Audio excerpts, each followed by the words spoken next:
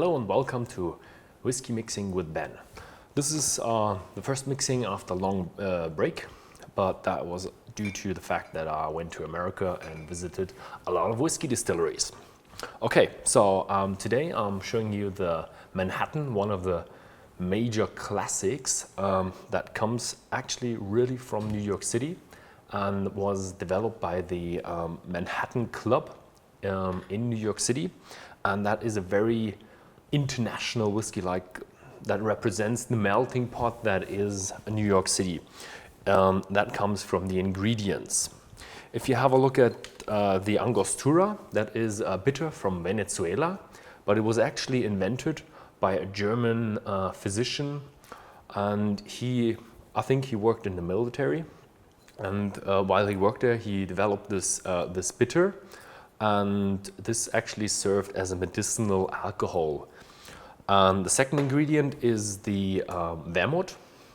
I'll take the Vermouth Rosso and the Very Dry.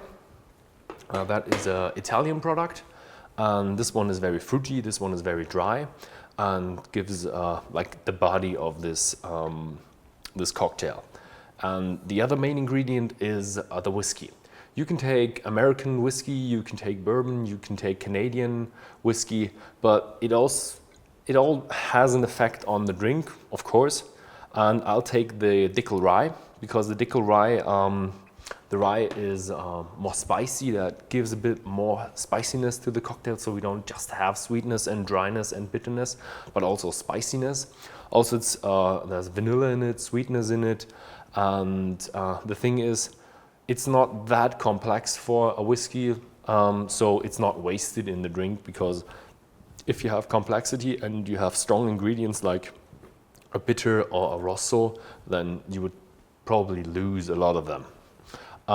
Yeah, so the Dickel, very, very smooth as well, because it's a Tennessee whiskey. If you want to know more about the Dickel, I've visited a distillery here in this video. The distiller that showed me around actually recommended this drink here. 4 cl of whiskey. Then if you want to do the normal Manhattan, you do 2 cl of Rosso, but I'm gonna do 1 and 1 of the dry, and that gives you a perfect Manhattan. If you are able to speak German and you like to see the normal Manhattan, then you can go on our German channel, because I did the normal Manhattan there. And the last ingredient is the Venezuelan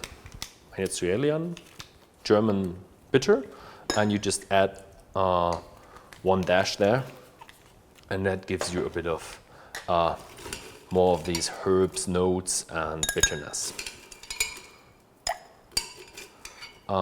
Why do you not shake this, and why do you stir it? That's because you only use spirits, and therefore it's not necessary to shake it. Also, if you look at, let's say, also a spirit cocktail like the vodka martini, then you also stir, not shake. And for the garnish, we're gonna use a cocktail cherry, and that gives you a Manhattan.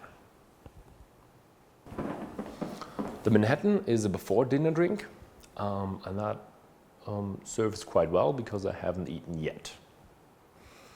If you smell it, you already get the familiar taste of this vanilla and oak from the George Dickel. There's vanilla and more caramel than oak, plus some other spicy notes and some other very fruity notes.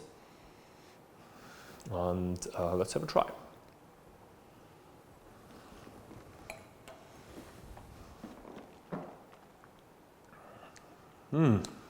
This is an all spirit drink, so a lot of alcohol content in there, but at the same time it's not sharp.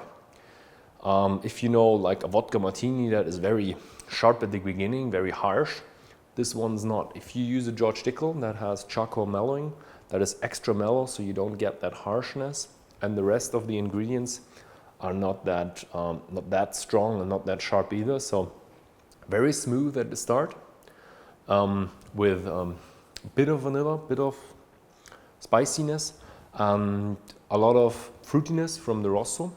But this time, with the perfect Manhattan, you get a more dry note in the end, and not that strong of a fruity note as in the normal Manhattan. Let's have a second try.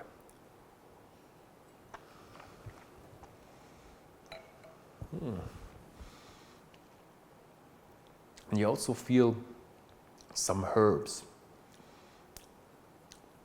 Yeah, some herbs are in there from the bitter, and that actually, if you concentrate on the herbs, you get the full body of the bitterness. So you get a bitter note when you have the finish. Oh yeah, now you really have the bitter note. So if you like the cocktail and you want to know more about the George Dickel whiskey, then please have a look at the link below in the description. Thanks for watching.